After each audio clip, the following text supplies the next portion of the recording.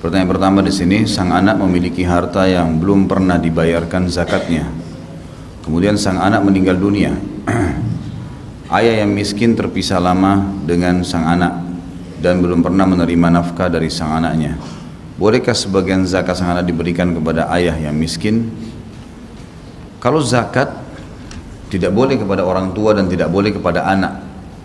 Jalur langsung ke atas sama jalur langsung ke bawah ini nggak ada hubungannya sama zakat, karena mereka kewajiban. Zakat itu tidak masuk dalam dua orang ini, ayah dan anak. Sebagian ulama mengatakan masuk juga di dalamnya adalah kakek, nenek, dan juga ke bawah cucu. Karena ini jalur-jalur yang langsung memang tidak bisa ada toleransi, harusnya dikasih tanpa tunggu zakat. Nah sekarang zakat mal yang belum dikeluarkan dari si mayit dikeluarkan, berapa kadar zakatnya itu? Tentu kalau dia ada zakat berarti dia punya harta, otomatis. Zakat hanya bagi orang yang mampu.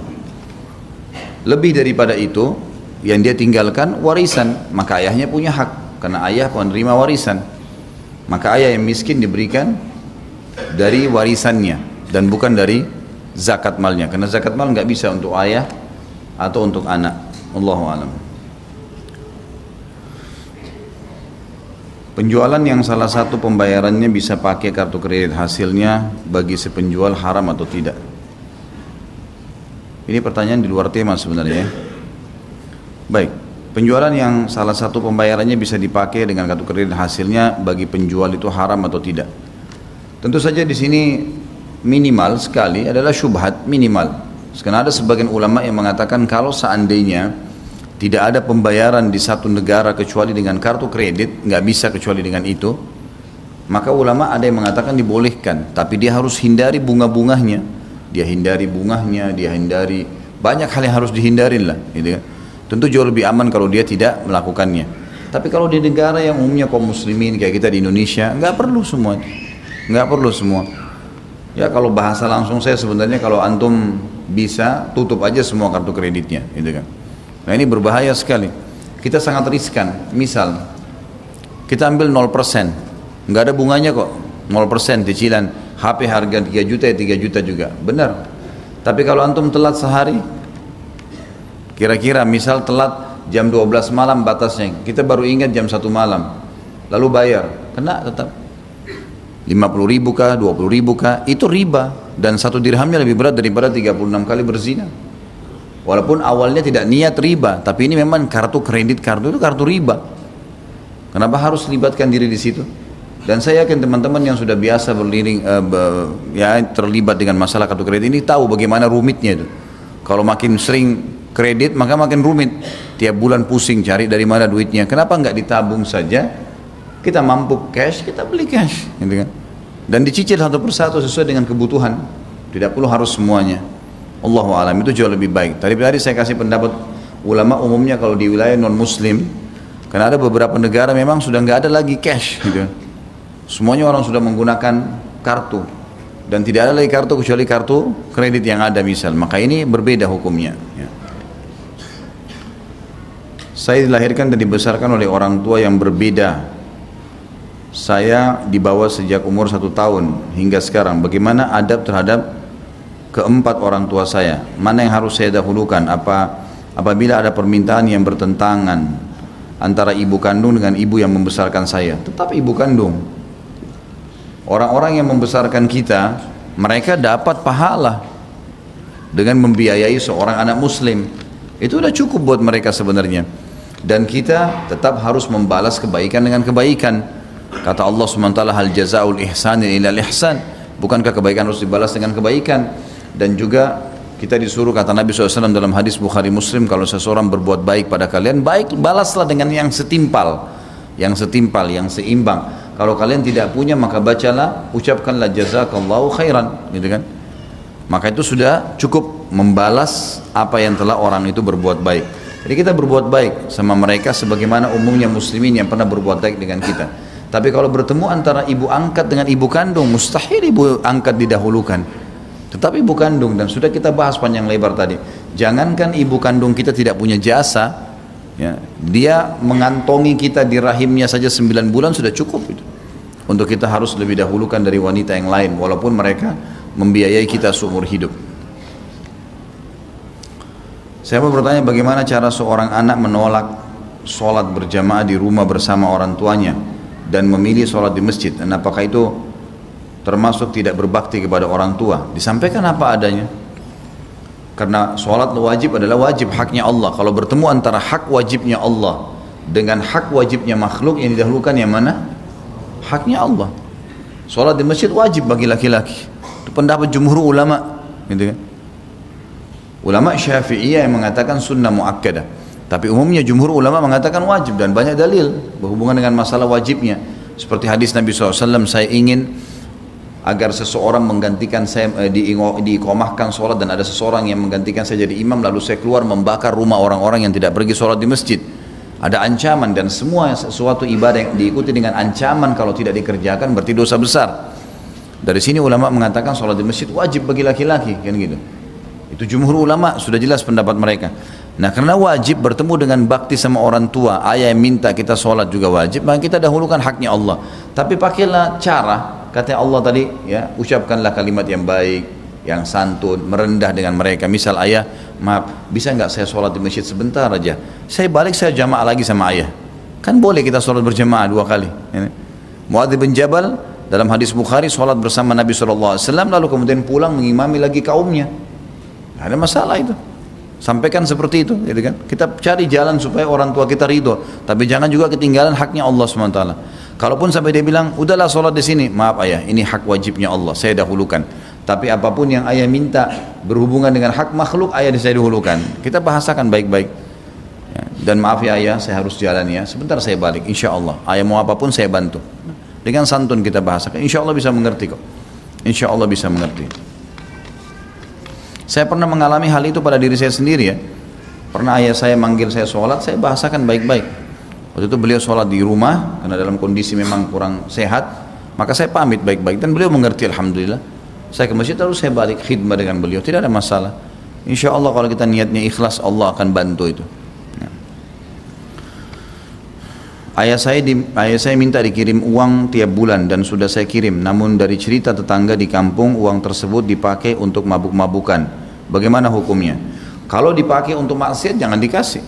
Kalau antum pastikan memang untuk maksiat, nggak boleh dikasih. Nggak boleh, itu bukan durhaka sama orang tua. Kalau dipakai untuk kebaikan, kebutuhannya, itu nggak ada masalah. Tapi kalau dipakai jelas-jelas mabuk, jangan dengar tetangga. Pastikan sendiri. Mungkin ada saudara, mungkin kalau masih ada ibu, ditanya baik-baik. Kalau emang betul, telepon ayahnya baik-baik. Ayah, maaf ayah, kita orang muslim, ayah tahu saya dapat informasi seperti ini, dan masa ayah tega kalau saya kerja banting tulang kemudian ayah memakainya mabuk-mabukan. Coba ayah pakai yang lain, beli susu, beli makanan, beli minuman, beli pakaian, saya ridho, silakan ayah, pak mau tambah saya tambah, gitu ya. Kita bisa menggunakan bahasa-bahasa yang santun lah, insya Allah, kan itu. Mudah-mudahan sambil kita doakan dapat hidayah. Tapi jangan hanya dengar orang saja ya. Kita dengar orang ini nggak pasti, bisa saja ada orang hasut, ada orang iri, dan seterusnya, ini bisa terjadi. Bolehkah kita mengambil pendapat ulama yang lemah karena lebih mudah untuk dilaksanakan? Itu Allahu a'lam ya. Jadi yang kita harus lakukan adalah dalil yang kuat. Tapi ulama tidak pernah menyalahkan kalau ada orang yang mengerjakan pendapat ulama yang lain selama berkisar di 4 madhab. Karena 4 madhab ini Syafi'iyah, Malikiyah, Hanabilah, dan Hanafiyah, ini semua jelas disepakati oleh ahli sunnah wal jamaah, karena semuanya berada di generasi emas yang kata Nabi SAW, sebaik-baik generasi adalah generasiku, abadku, lalu kemudian abad setelahnya, lalu abad setelahnya, dan mereka berada di abad yang tengah-tengah ya. Karena Imam Malik meninggal Imam Abu Hanifah meninggal 150, Imam Malik 179, Imam Syafi'i meninggal 204, kalau nggak salah Imam Ahmad 240-an. Jadi mereka masih ada di generasi emas ini. Makanya ulama mengatakan mereka, dan pada zamannya memang diakui sebagai ulama-ulama madhab, gitu kan. Banyak orang mengikuti, dan sekarang subhanallah dunia ini seperti terpetak begitu ya. Di Afrika orang madhab Malikiyah, di Eropa Hanafiyah, di Timur Tengah, di negara-negara Arab dipakai Hanabilah, kemudian di Asia Tenggara menggunakan Syafi'iyah. Ya, dan ini insya Allah kalau berkisar di 4 ini tidak ada masalah. Karena saya tidak pernah temukan ada ulama yang melarang itu, yang melarang. Seperti misalnya ulama Syafi'iyah banyak mengembangkan pendapat Syafi'i di Mesir. Lalu tidak pernah terlalu disorotin oleh para ulama ini Timur Tengah, misalnya Hanabila gitu kan. Kalau selama itu masalah fikih, bukan masalah cabang, bukan masalah asas ya, bukan masalah minta-minta di kuburan misalnya, atau hukum memakai jimat, syirik kepada Allah. Nah itu selama bukan itu tidak ada masalah, gitu kan, tidak ada masalah. Tetapi saran saya Allahu a'lam, kalau antum sebagai penuntut ilmu, cari di antara pendapat ini sebagaimana ulama sarankan, mana yang paling kuat dalilnya. Karena zaman kita sekarang bukan kayak zaman dulu. Zaman sekarang kita bisa leluasa melihat dalil-dalil mereka, gitu kan. Luasa sekali. Zaman dulu sulit itu. Zaman sekarang sangat terbuka, jadi kita sangat mudah untuk bisa memahami mana dalil yang paling kuat dari pendapat-pendapat ini lalu kita amalkan. Tapi sekali lagi tidak disalahkan kalau kita berpegang pada salah satu madhab ini walaupun pendapatnya ya lebih lemah daripada yang lainnya. Ketika di akhirat kelak apabila timbangan amal kita lebih berat daripada dosa kita, apakah kita tetap akan dihisab, diazab? Apabila timbangan amal kita lebih berat daripada dosa kita, maksudnya pahala ya? Tentu saja tidak. Tentu saja tidak. Jadi di hari kiamat itu ada beberapa tingkatan. Ada orang yang lolos tanpa timbangan ke surga. Ini orang-orang masuk surga tanpa hisab. Golongannya adalah para nabi-nabi, para syuhada, ya, orang-orang mati syahid, orang-orang yang memang Allah pilih khusus dari orang-orang siddiq, orang-orang yang banyak cobaannya di dunia, kemudian dia bersabar. Sebagaimana sabda Nabi SAW, seorang mukmin diuji oleh Allah di dirinya, di hartanya dan keluarganya sampai dia bertemu dengan Allah tidak tertinggal satupun dosanya. Ini semua orang-orang yang masuk surga tanpa hisab, nggak ada timbangan lagi, dia lewat aja, gitu kan. Ada orang yang ditimbang dulu amalnya. Ditimbang amalnya ini adalah orang-orang beriman tapi masih bermaksiat. Dan di sini pun ada dua golongan lagi. Ada orang yang ditimbang amalnya, dosanya lebih ringan daripada pahalanya. Misal pahalanya 1000, dosanya 900, masuk surga. Ada orang yang ditimbang yang kedua adalah dosanya lebih berat daripada amal soleh. Misal dosanya yang 1000, pahalanya yang 900. Maka orang seperti ini dilihat, apakah ada syafaat yang sampai kepada dia, ada pertolongan nggak? Misal ada kerabatnya yang kebetulan lolos, punya nilai 100 pahala lolos. Allah berikan dia sesuai dengan kadar pahala itu untuk memberikan syafaat pada orang ini. Dia bantu dengan 100 misalnya, maka menjadi 1000. Dia masih butuh mungkin 1 pahala saja untuk melebihkan dari dosanya. Maka ini juga orang lolos, asal tetap amal soleh lebih berat. Tapi kalau nggak ada yang bantu dia, maka ini masuk neraka dulu. Masuk neraka dulu karena dosanya lebih berat daripada amal solehnya. Golongan yang ketiga adalah tidak ditimbang juga amalnya, tapi langsung masuk neraka. Ini orang kafir, munafik dan orang musyrik. Ini juga nggak pakai timbangan. Bahkan sementara orang-orang beriman ditimbang amalnya, mereka sudah langsung dilemparin ke neraka karena nggak ada gunanya. Nggak ada gunanya dari amal-amal mereka. Sebagaimana hadis Bukhari, Aisyah bertanya radhiyallahu anha kepada Nabi SAW tentang satu orang Arab Quraisy yang sangat terkenal sekali dengan kebaikannya lah, silaturahim keluarganya, sedekahnya, bantu orang dan seterusnya. Tapi tidak pernah beriman kepada Allah. Kata Aisyah, ya Rasulullah, bermanfaat nggak amalnya? Kata Nabi SAW, tidak sama sekali. Karena dia tidak pernah beriman kepada Allah. Jadi sebanyak apapun amal orang kafir nggak ada manfaat buat dia. Jadi kalau amal soleh antum lebih berat, maka masuk surga, walaupun ada dosanya. Itu tapi nasib-nasiban, gitu kan. Makanya kita tidak tahu soalnya kadar dosa kita, kadar pahala kita tidak pernah tahu. Makanya langsung perbanyak istighfar, perbanyak taubat. Nabi SAW mengatakan saya taubat setiap hari 70-100 kali. Jadi kita perbanyak taubat, jangan membawa dosa di akhirat. Kalau perlu mohon kepada Allah agar ya Allah jangan meninggalkan saya di muka bumi ini kecuali engkau sudah catatkan aku termasuk hamba-hambamu yang masuk surga tanpa hisab. Kita berdoa kepada Allah SWT. Bagaimana sikap seorang anak terhadap orang tuanya yang masih kafir bila orang tuanya meninggal? Tentu saja pada saat sakit dia jenguk, ya. Pada saat meninggal dia berusaha coba membantu apa yang dia bisa bantu. Tapi di sini kalau ada ritual-ritual acara agama itu tidak boleh. Seperti misalnya ada nyanyi-nyanyian kalau Nasrani itu tidak boleh dia hadir. Harus dia lepas tangan. Walaupun kita ada perasaan ya, karena memang sudah seperti itu. Ingat waktu Nabi Nuh alaihissalam anaknya meninggal, tenggelam, kafir, sedih dia. Jadi kan, dia ingin menolongnya, ingin membantu. Sebagian ulama tafsir mengatakan Nuh seakan-akan memohon kepada Allah, ya Allah, sesungguhnya anak saya, tolong dia beriman. Kalaupun tidak, izinkan saya urus jenazahnya. Kalau mati, apa kata Allah? Dia bukan lagi anakmu. Perbuatannya bukan perbuatan yang baik. Dan hai Nuh, saya tidak ingin kau termasuk orang-orang bodoh. Maka Nabi Nuh alaihissalam tidak berani ngangkat kepalanya dalam satu riwayat 40 tahun ke langit karena takutnya sama Allah. Tapi tidak diurus anaknya. Ya, sudah risikonya begitu, gitu kan? Makanya teman-teman yang memiliki orang tua kafir ini, saya selalu sarankan, ada beberapa teman-teman saya mu'allaf yang ikut di pengajian juga, saya sampaikan, usahakan selalu tiap hari doakan orang tua, pandu dan tunjukkan yang terbaik, tabbakti sama mereka, mudah-mudahan Allah lunakkan hatinya. Karena tinggal ucapin syahadat kok. Tinggal ucapin syahadat. Kadang-kadang syaitan memberatkan kita seakan-akan nanti nggak diterima ya. Jangan, coba. Dan itu mengucapin syahadat bukan sesuatu yang berat ya. Karena Allah itu tanamkan dalam hati. Maka kita bilang, kamu mau syahadat nggak? Orang begitu, nawarin, banyak orang begitu ditawarin, mau syahadat nggak? Apa itu syahadat? Ya masuk Islam, mengikrarkan tidak ada Tuhan selain Allah dan juga Muhammad adalah utusannya. Banyak orang tiba-tiba syahadat, banyak sekali. Ini itu. Banyak sekali cuplikan di YouTube itu kalau antum lihat dai-dai di Jerman, dai-dai di Saudi, banyak. Mereka cuma langsung menawarkan, ada tertarik untuk syahadat Islam, ada yang tertarik dengan Islam, dibantu syahadat. Ya. Maka ucapkan teman-teman sekalian, jangan ragu untuk ucapkan kepada orang tua kita. Bagaimana adab kita terhadap guru di saat guru kita melarang kita mencontoh Rasulullah SAW seperti melarang bercelana gantung dan berjenggot? Orang tua aja nggak boleh dipatuhi kalau maksiat kepada Allah, apalagi guru. Gitu. Hah? Ya, jawabannya jelas ya. Kenapa kok gurunya melarang menjalankan sunnah Nabi SAW? Nggak boleh. Masalah isbal itu kan jelas sekali hadisnya.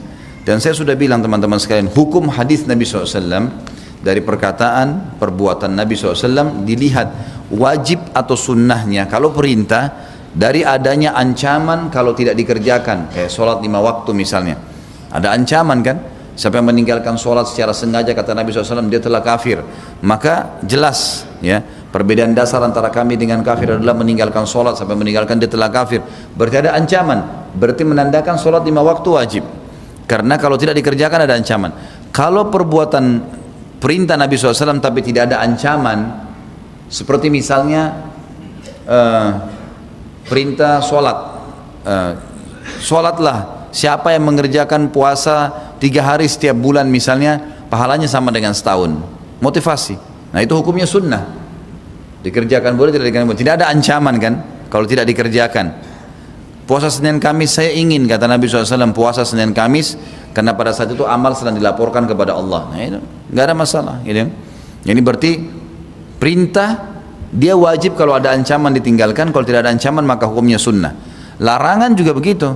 Kalau sesuatu yang diikuti dengan ancaman, laknat, murka, siksa kubur, siksa di akhirat, gitu kan? Ini semua berarti hukumnya haram. Hukumnya haram. Kalau dia larangan tapi tidak ada ancaman, kayak misal kasus, janganlah kalian minum berdiri. Ini kan cuma larangan, tidak ada ancamannya. Maka berarti dia makruh. Nah kalau kita kembali kepada larangan-larangan yang haram, seperti masalah kasus isbal misalnya, laki-laki, larangannya tegas sekali itu, gitu kan? Semua yang di bawah mata kaki di api neraka, ancaman Nabi SAW tegas. Orang yang berat sisanya hari kiamat adalah musbil, mannan, ya. Orang yang menutup mata kakinya bagi laki-laki, kemudian orang yang mannan, nyebut-nyebut kebaikannya, orang yang yang ketiga adalah orang yang bersumpah palsu untuk membuat barangnya laku. Jadi ancamannya tegas. Maka lebih cenderung kalau Imam Az-Zahabi, kalau yang ikuti ceramah saya di YouTube, itu panjang lebar saya jelaskan masalah hukum isbal ini, gitu kan. Bagaimana Imam Az-Zahabi masukkan dalam kategori dosa besar. Karena dalil-dalilnya jelas ada ancaman. Kalau guru melarang kita mengikuti ini sementara ada ancaman, ini nggak boleh dipatuhi. Orang tua aja nggak boleh dipatuhi, apalagi guru ya. Apa hukum berbakti kepada ayah tiri atau ibu tiri dan bagaimana cara berbakti pada mertua, pada mereka? Ya, tentu saja berbakti umumnya. Kalau ibu kita menikah dengan seorang laki-laki, kita katakan ayah tiri, ayah tiri ya. Ayah tiri ini kita bakti karena dia adalah pasangan ibu kita. Dan ibu kita sudah meninggal pun berbuat baik dengan suami ibu adalah ibadah. Berarti bakti sama ibu ya, menunjukkan hubungan. Sama dengan istri ayah. Karena yang pernah menjadi pasangan orang tua kita itu mahram abadi kita. mahram abadi. Harus kita bakti dengan mereka tentunya. Bakti. Tapi kalau bertemu antara ayah tiri sama ayah kandung, tetap ayah kandung didahulukan. Tapi masuk dalam bakti. Bakti.